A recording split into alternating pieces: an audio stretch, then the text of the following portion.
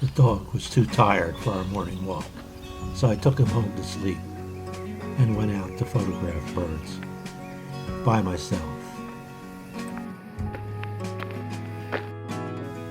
On the short time I had the dog out, I thought I'd photograph landscapes with a Panasonic ZS-100, but he wanted to go home to sleep. I got some nice shots before the dog wanted to retire to his bed. This macro shot worked, but this bluebird was too far away for the 250mm lens. I grabbed the Sony RX10 Mark III. I hit the trail. I was now properly armed to photograph birds, but I didn't see any at first. There were plenty of beautiful things to photograph, though, and I took advantage of the RX10's long lens. At first, things did not go as planned. Oh, look who I found on the trail. I don't know what kind of snake it is, but he's very small. I don't like the looks of him. He's got diamondbacks on his back, sticking his tongue out at me.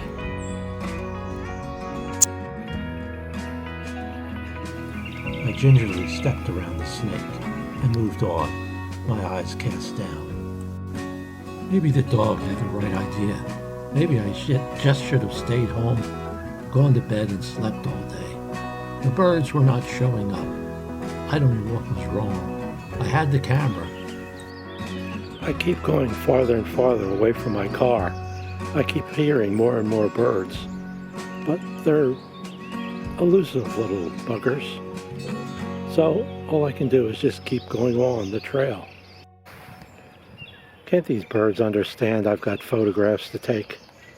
Cooperate. While you're searching for your subjects in the treetops, you might as well take advantage of what springtime has to offer. After all, it only comes once a year, and even though springtime is one of the best times to photograph birds, there are so many things out there that you can photograph otherwise. You might as well keep your eyes open for those things too. Listen to all those birds.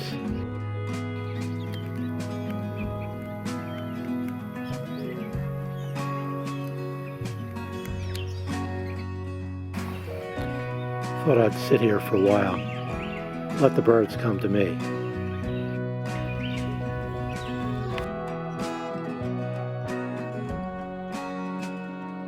I finally just had some luck photographing a myrtle warbler. He was deep in the underbrush, but I managed to find a spot that was fairly open where I could photograph him. Good luck here.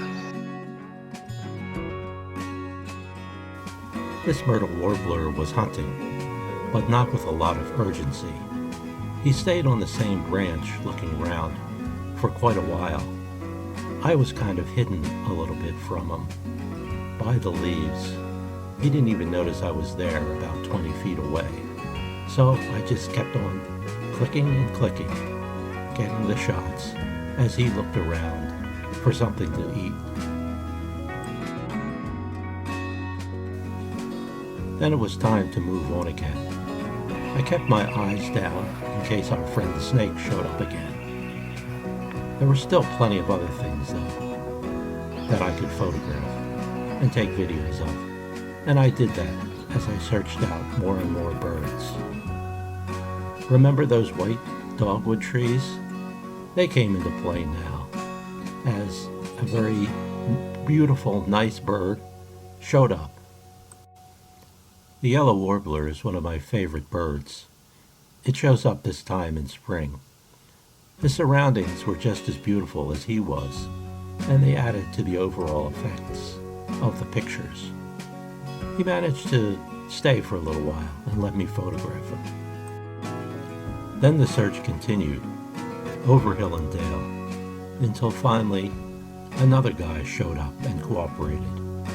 This eastern bluebird looked as though he had had his fill of hunting and eating for the day, and sat on a branch above my head, oblivious to me.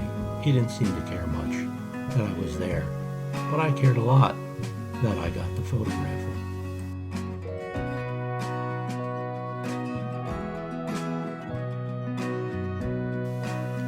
Yellows seemed to be the dominant color of the day.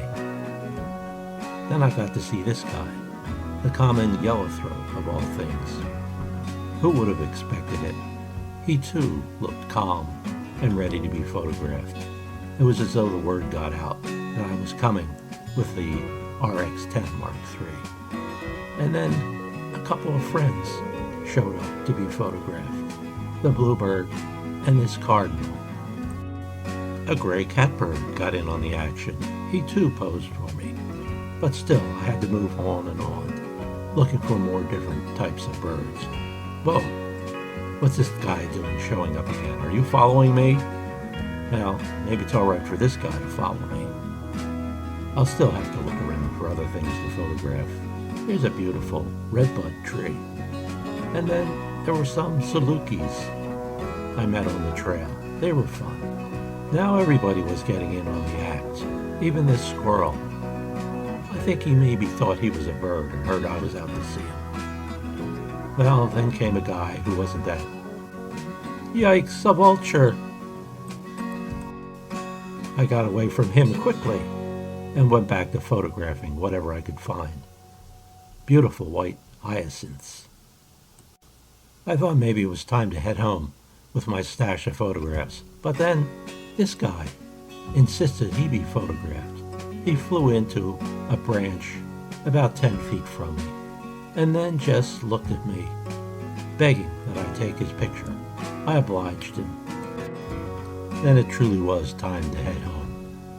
I used the RX10 Mark III to photograph whatever I saw on the way out of the woods, and still continued to have a good time. I looked back on the trail fondly and remembered what I had done there, how the day seemed so frustrating at first, but how I continued to go on despite the frustration and was rewarded by some pretty good bird photos. So that's about it for today.